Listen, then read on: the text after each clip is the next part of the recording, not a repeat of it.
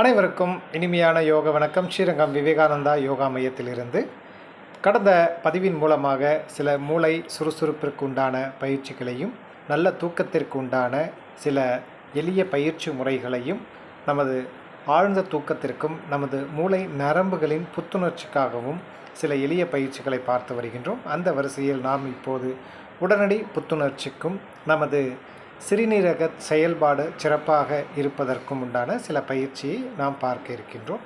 நமது காது மடலை சுற்றி இருக்கக்கூடிய பகுதிகளில் கைகளால் வருடி விடுவதன் மூலமாக நல்லதொரு பலன் நமக்கு கிடைக்கும். மெதுவாக கீழிருந்து மேலாக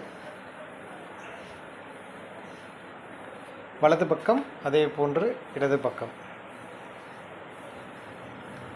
10 முறை செய்கின்ற போது நல்லதொரு மாற்றம் நமக்கு கிடைக்கும். பயிற்சி செய்வோம், முயற்சி செய்வோம், நல்லதொரு பலன்களை நாளும் பெறுவோம். நன்றியுடன் ஸ்ரீரங்கம் விவேகானந்தா யோகா மையத்திலிருந்து.